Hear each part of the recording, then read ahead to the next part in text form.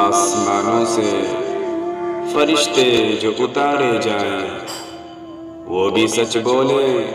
تو اس دور میں مارے جائیں۔ حضرات گرامی، جو بات سچائی کے خلاف ہو، حقیقت کے خلاف ہو، واقعے کے خلاف ہو، وہ جھوٹ ہے، اور جھوٹ بولنا کبیرہ گناہ ہے۔ اس لیے اللہ تعالیٰ نے ہم مسلمانوں کو اپنے کلام الہی میں جھوٹ بولنے سے منع فرمایا ہے، اور وہ ہمیں حکم دے رہا ہے وَاجْتَنِبُوا قَوْلَ الزُّورِ، اے انسانوں جھوٹ بولنے سے بچو، کیونکہ جھوٹ بولنا سخت گناہ ہے، جھوٹ بولنا سنگین جرم ہے، جھوٹ بولنا آخرت میں دردناک عذاب ملنے کا ایک ذریعہ ہے، اور اس دنیا کے اندر سخت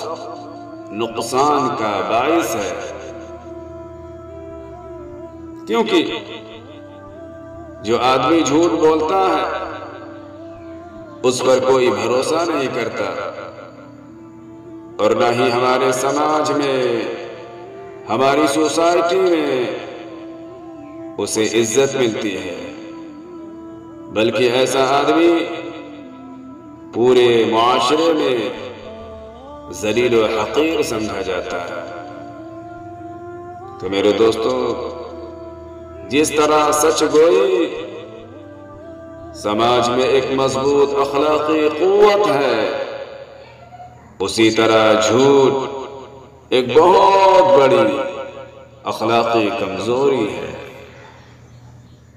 جب آدمی لگاتار جھوٹ بولتا رہتا ہے، چلتے پھرتے، اٹھتے بیٹھتے، سوتے جاگتے، ہر حال میں، خواہ وہ کہیں بھی ہو، کاروبار میں ہو، گھر بار میں ہو، بیوی بچوں میں ہو، تجارت و بزنس میں ہو، تنہائی میں ہو، مجمع میں ہو، ہر جگہ ہر حال میں جب وہ جھوٹ کو اپنا شعار بنا لیتا ہے، جھوٹ کو اپنا اوڑھنا اور بچھونا بنا لیتا ہے، تو ایسا آدمی اللہ رب العزت کے دربار میں بہت بڑا جھوٹا لکھ دیا جاتا ہے، کذاب لکھ دیا جاتا ہے،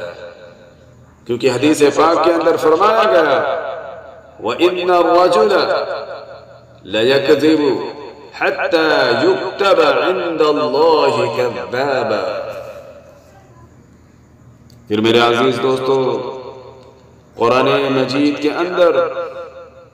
جھوٹ بولنے والوں کے بارے میں کہا گیا ہے کہ جھوٹا انسان خداوند قدوس کی لعنت کا مستحق ہے اور پروردگار عالم کے غصے کا حقدار ہے۔ خداوند قدوس قرآن مجید کے سورہ صف کے اندر ارشاد فرماتا ہے یا ایھا الذین آمنوا، ایمان والو، لما تقولون ما لا تفعلون، ایسی بات کیوں کہتے ہو جو تم کرتے نہیں۔ اللہ کے نزدیک وہ بات بہت زیادہ ناپسند ہے کہ آدمی کوئی بات کہے پھر اس پر عمل نہ کرے۔ پھر میرے دوستو، اسلام نے جھوٹ بولنے سے اس قدر ہم مسلمانوں کو احتیاط برتنے کا حکم دیا ہے کہ ہم اپنے بچوں کو بلانے کے لیے بھی کبھی جھوٹ کا سہارا نہ لیں، کیونکہ اس میں بہت زیادہ نقصان پوشیدہ ہے۔ جب بچوں کے سامنے جھوٹی باتیں آئیں گی تو وہ بھی جھوٹ بولنا سیکھ لیں گے، کیونکہ حضرت عبداللہ بن عامر رضی اللہ تعالیٰ عنہ کہتے ہیں ایک دن اللہ کے رسول صلی اللہ علیہ وسلم ہمارے گھر تشریف لائے کہ اچانک میری امی جان نے مجھے پکار کر کہا بیٹا ذرا ادھر میرے پاس آ، میں تجھے کچھ دینا چاہتی ہوں۔ اللہ کے رسول صلی اللہ علیہ وسلم نے میری امی سے پوچھا تم اپنے اس بیٹے کو کیا چیز دینا چاہتی ہو؟ میری والدہ نے جواب دیا میں اسے ایک کھجور دینا چاہتی ہوں۔ تو آپ علیہ السلام نے فرمایا اگر اس کہنے کے بعد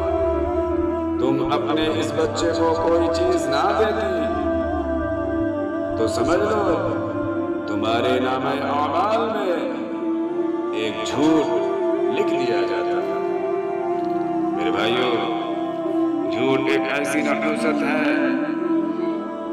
کہ جس کی وجہ سے انسانوں کے درمیان سے برکتیں اٹھا لی جاتی ہیں، کیونکہ ہمارا نبی علیہ السلام فرماتے ہیں خریدنے والے بیچنے والے جب تک ایک دوسرے سے الگ نہ ہو انہیں اختیار ہے کہ وہ سودا کریں یا نہ کریں۔ اگر وہ سچ بولیں عیب کو بیان کر دیں تو اللہ تعالیٰ ان کے سودے میں برکت عطا فرماتے ہیں۔ اگر وہ عیب کو چھپائیں اور جھوٹ بولیں تو ان کے سودے سے برکت ختم کر دی جاتی ہے۔ انسانوں، برکت وہ چیز ہے جو آدمی کے پاس اگر تھوڑا مال ہو تو اس سے بہت ساری ضروریات پوری ہو جاتی ہیں، اور اگر مال میں برکت نہ ہو تو بہت سارے مال سے تھوڑی سی ضرورتوں کا پورا ہونا بھی مشکل ہو جاتا ہے۔ تو جب جھوٹ کی وجہ سے برکت اٹھا لی جاتی ہے تو انسان جتنا چاہے کماتا رہے، بینک بیلنس کرتا رہے، پریشان ہی رہے گا۔ اس لیے اے لوگو، اللہ سے ڈرو وَكُونُوا مَعَ الصَّادِقِينَ، اور سچوں کے ساتھ رہو، کیونکہ ان الصدق يهدي إلى البر وإن البر يهدي إلى الجنة، سچائی نیکی کی طرف لے جاتی ہے اور نیکی جنت کی طرف۔ وَإِنَّ الرَّجُلَ لَيَصْدُقُ حَتَّى يَكُونَ صِدِّيقًا، آدمی سچ بولتا رہتا ہے حتیٰ کہ وہ صدیق کا لقب حاصل کر لیتا ہے، صدیق کے مرتبے سے نوازا جاتا ہے۔ آگے فرمایا اللہ کے رسول نے وَإِنَّ الْكِذْبَ يَهْدِي إِلَى الْفُجُورِ